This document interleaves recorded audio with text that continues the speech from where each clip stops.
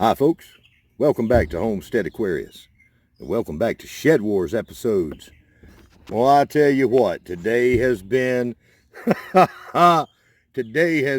amazing videos. There's been a lot of them. I just don't know where to start talking about some of the things I've seen and heard.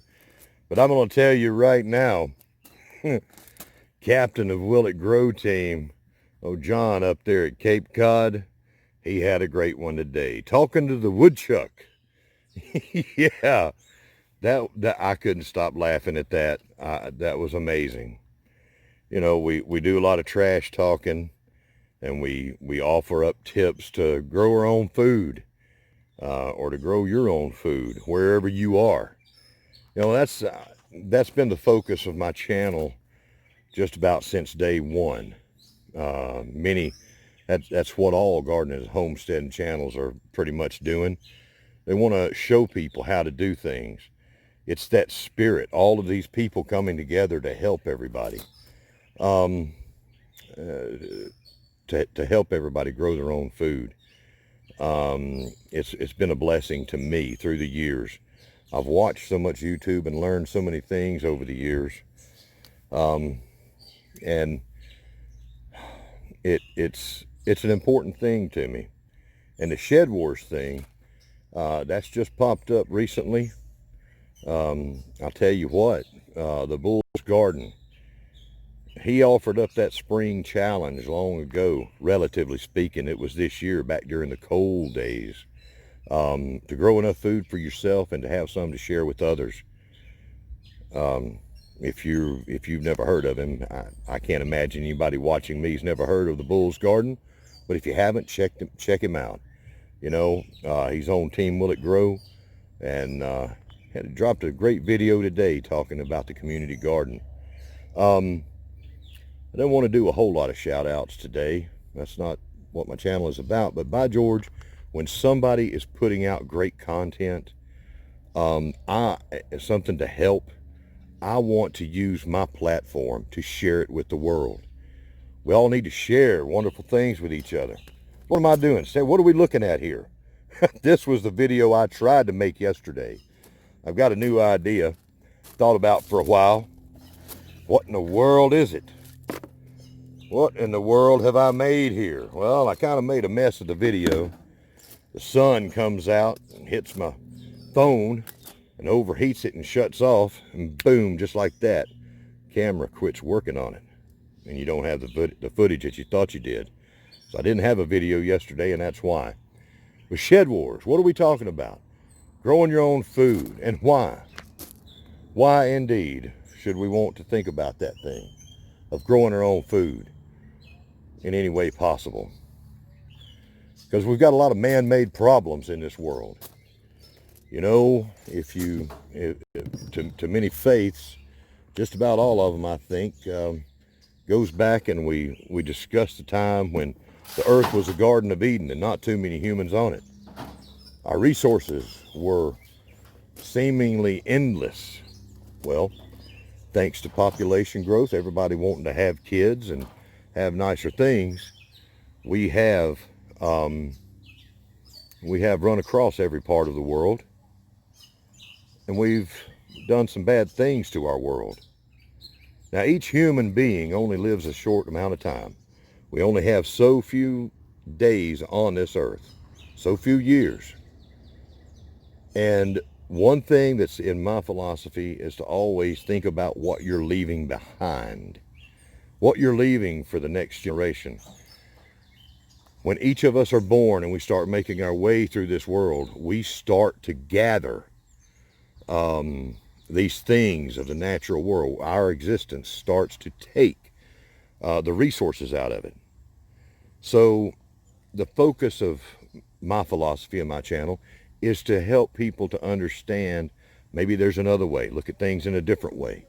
Maybe we can make it better than what we found it in, what we were born into, by looking at things in just a slightly different way. What you're seeing here is chaos, natural chaos. I had bigger plans for this area, and those are kind of on hold for right now. This is a gigantic bed of nothing but wood. And springing up from it has come so many plants. My place is wild, and I love to leave it in that fashion. What you're seeing, let me see if I can get it in a shot right there. You see that plant right there? That is American Beautyberry. I have a few others scattered around here. I've actually got a lot of it. That is an amazing plant. When you learn about the wild things that nature shows up right there, she shows up with them. She shows up with things that we have forgotten about, for most of us, and we have to learn about those things. I would encourage you that what we're doing with Shed Wars is to help you grow your own food. Many of us, or all of the Shed Warriors, have YouTube channels, but our viewers, a lot of them don't. And different ages. Learn about the wild things. Learn about wild edibles. Learn about everything. I've got some plans for that coming up. The American Beautyberry is an edible plant. The berry's edible. Always make sure that you do your own research to find out how. It's not a very tasty thing, but you can make it into something that's tasty. The leaves themselves of that plant right there, it doesn't have any berries on it yet, but later on it'll be filled with little purple berries in clusters. The leaves on that have been used for centuries to keep flies off of horses and cattle, things like that. It was an old remedy to get rid of them. That means that there's something in those leaves that can be used by us now to take care of ourselves. If we learn about these things, we can search them out and help them grow. If we have property and let it go a little bit wild in some places, it'd be a wonderful thing. I'll show you a few other things. Well, here's somebody that just showed up. Right there. Mr. Woodchuck, you showed an anole in your video earlier today. Yeah, I saw that. Well, you know, I've got them here myself.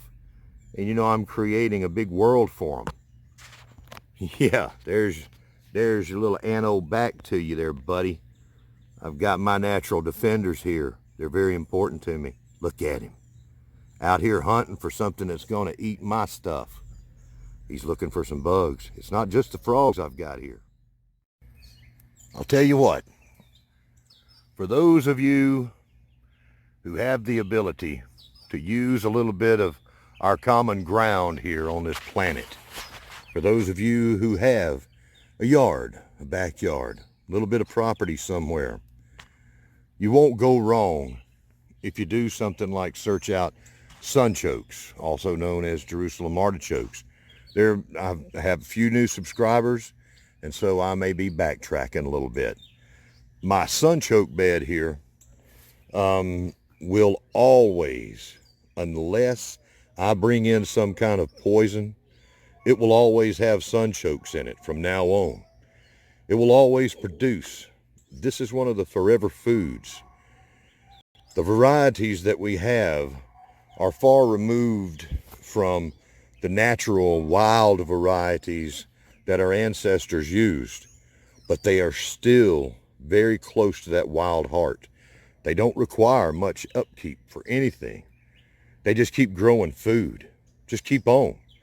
Like my strawberries. They're untamed almost. You can count on that, where you can't count on something else.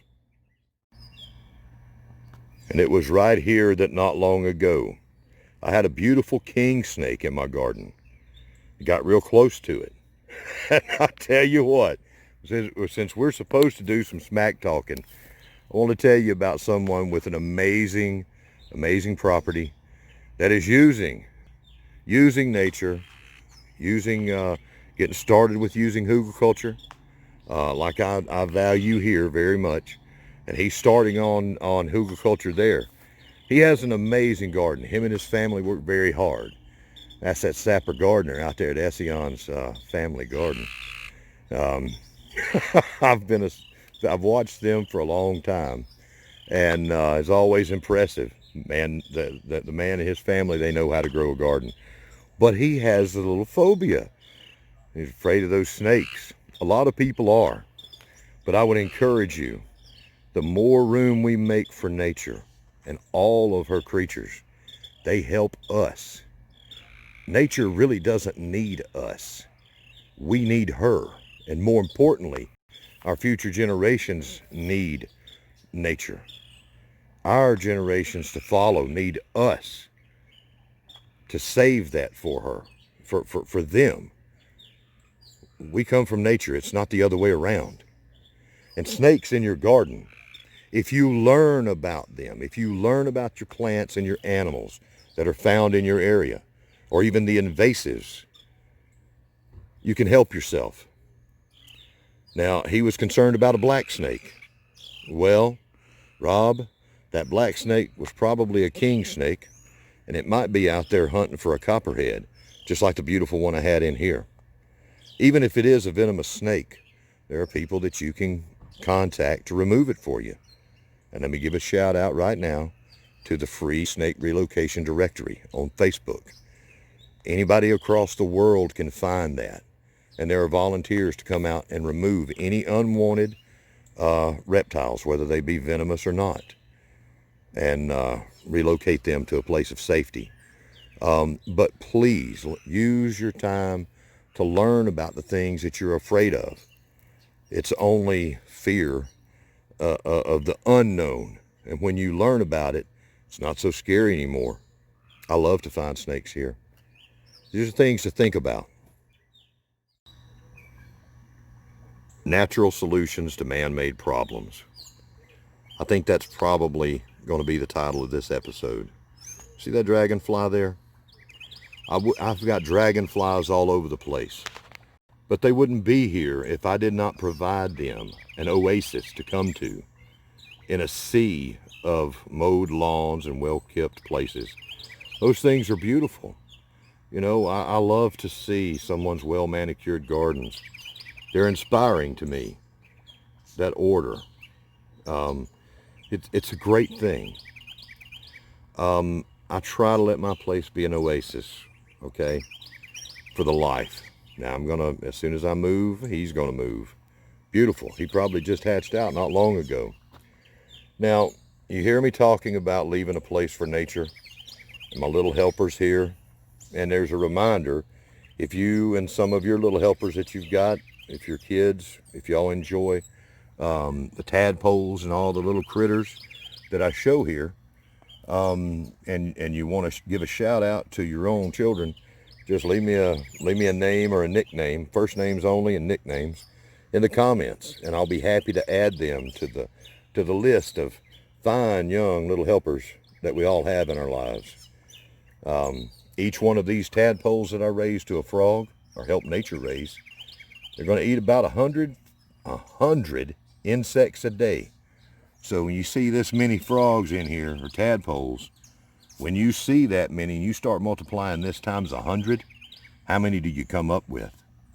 But man-made problems, you're looking at one of them right here, okay?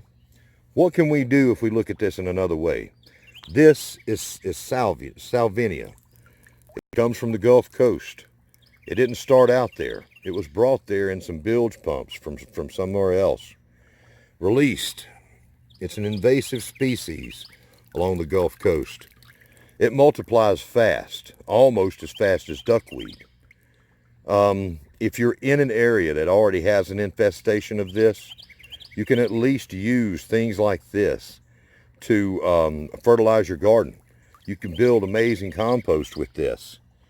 There is even, I want you to look at that little jewel right there. Can you see, is the sun making it right there? A little bit of air bubble trapped right there. This plant, this water plant, creates what's called a Salvinia Effect. It actually traps a layer of air beneath it, okay? But why am I talking about this at all? I told you about the composting value of it. Water plants, especially some of the invasives, they multiply fast. And when you take it out of the water and you use it on your gardens, well, what happens is amazing. Let's see, where do I want to add it to? We'll add it right here. it breaks down. Things that live in the water, these wild things in the water, they break down so fast. They've got to have the water to live. And they compost extremely fast. I'm not sure about all the statistics for this Salvinia that's all across the Gulf Coast, but I do know about duckweed. Duckweed is an extremely powerful plant. It almost doubles, literally almost doubles every day during its growing season, and it's rich in protein. If you're growing duckweed, you've got an amazing source of food for both humans and your animals. These things are going to become very important for us in the near future. Now, there's a couple of YouTube channels that I watch, and I have watched for years, and they are watching these things that we all should pay attention to. One is Ice Age Farmer, one of them's Adapt 2030. If you find those two channels, you'll find a couple of my go-tos to keep me aware of the latest changes. One of those changes that I just heard about, or one of those things that I just heard about, is the fact that the new herbicides that were supposed to be bee-friendly are in fact not bee-friendly. They're not. They're killing the bees as well.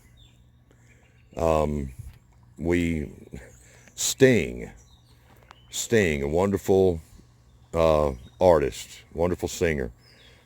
He had a song, If I Ever Lose My Faith in You. Okay? Never saw no miracle of science that didn't always end up as something worse. I believe is the line from that song. You can search it out. It's a great song. But that's what we've got. And when I think about these things and what I do for the tadpoles, and then I think about the bees, I think of another channel that I love very much. One of these days I want to have bees on my property. And there's a YouTube channel called Baddest Bees. And I want to give him a shout out. He does things in a natural way. He is almost the bee whisperer, like I have never seen before. He does things that experienced beekeepers probably have never seen. I'm not sure where he gets all of his knowledge from, but he definitely has some. Check out Baddest Bees. He's out there doing what he can for the bees and for us. We all understand the importance, or most of us do, of the bees. So do we take the next step and not use a lot of poisons, not support the agricultural methods that use those methods? Do we think about the importance of leaving our world in a little more natural place? Do we grow our own food? Can we do that and have that huge effect on our generations to come downstream? We think we can just throw our trash in the water, and downstream it'll take care of it. But our children are downstream, our grandchildren. I'm not sure if you can see them in here, but if you look right there on the edge, they keep popping out. The glare is there. Those little fish right there, those are not fish that I stocked in here. I'm not sure what they are, but those are fish that have been brought in on the feet of a bird. The eggs were stuck to its leg or something. Nature will bring in things and put them where she wants them. If you give her the opportunity to do that, if you learn about what she's got to offer, you can put those things into your property and help them grow, like the passion flowers. That's the passion flowers and the beautyberries. These are just some of the things, just two things that I encourage to grow here. And I do focus a lot on the natural gardening. But when you can walk out onto your own property and eat food that reproduces itself and gives you beneficial things like insect repellents that are natural, how can you go wrong with that? Grow your annuals, but do this and learn about these things now while you have a chance. Well, it occurs to me that I think I just fibbed. I told a lie the first of this episode. I said it wasn't going to be a whole lot about shout outs, but there were several people that I wanted to do that with. I wanted to give them shout outs, and I guess I'm not through yet. But I'm so long-winded, y'all. I talk slow. I'm sorry. I wanted to shout out, okay, someone that's not in the Shed Wars, someone that has a huge channel that has amazed me for as long as I've been subscribed. And it's been a little while. Her name is Anne of All Trades. I've spoken about that before, her channel. She is amazing. And she had a video today where she showed how to make one seriously strong trellis out of bamboo on her property. And I saw that Bull was messing with some bamboo today as well. So anybody that wants to learn some amazing things about bamboo and how to use it, and make use of that natural resource that keeps coming back, check out Anne of All Trades. Her video was fantastic. And so let me talk about something else here. My natural helpers. I want to talk about one of all of ours, Frank and Tina's Adventures. Y'all go check them out. Check out their channel and subscribe to them as a way to pay them back. They do an amazing job of doing Shed Wars update videos each week.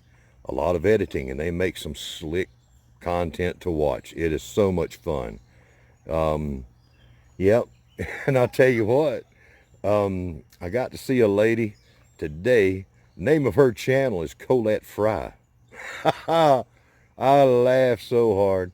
She had a story to tell today of what happened to her in her childhood. One of these little pranks that are sometimes our older folks play on us when we're growing up. There's one of me and my uncle and an electric fence when I was a very young boy that I will not describe in any way. I'll just tell you that one. That memory sticks out in my mind real clear. And I learned to stay way away from electric fences after that. So today, from this old man here in this country part of Alabama on my little piece of land, I'm going to let this be my Shed Wars video and let it be over. I appreciate each and every one of you watching. Hear the overall message of what I'm saying. Right now is the best time to try any way you can to learn how to grow your own food and to learn about the wild edibles, to learn about those wild things. It could make the difference between you and it'll make the difference in your future. I promise you. Let's do this thing. Let's grow our own food. Let's say no to the HOAs. Let's form a growing association within our neighborhoods. Let's bind together in apartments and grow things on our balcony. John at Will It Grow dropped a video today showing about a wonderful tomato plant that you can grow on your balcony. Get together with each other and help one another. Our future days, I think, depend on that a whole lot. The security of our food situation is, it's getting concerning. So let's do it while we have time. Thank you so much for watching, and I'll see you again tomorrow, maybe. I hope to see you back. Thank you very much. Okay, just two more things. One thing I've got is my mulberry tree. This is the tree. I'm standing under it. It's grown so big. There are still some mulberries. I had a last flush. One more flush of, did I say blueberries? One more flush of mulberries has come out. And I think you can see that one right there. And they have turned ripe on the tree. The storms didn't knock them all off. The birds didn't get them all. So I will have a few more of these things that I can save and grow some more from seed. The other thing I wanted to mention was a shout out to the Tin Can Gardener down in South Florida. with his massive clone army of tomatoes and the other wonderful things that he does down there in Florida. He is a brother in arms to all of us on the Shed Wars. He had to step back a little bit, and he's wondering if he can get back in. And if we ever put it to a vote, my vote's going to be yes, sir. We welcome you back as our brother in arms. I hope to see you again. Make Shed Wars videos. Tin Can Gardener, y'all take care.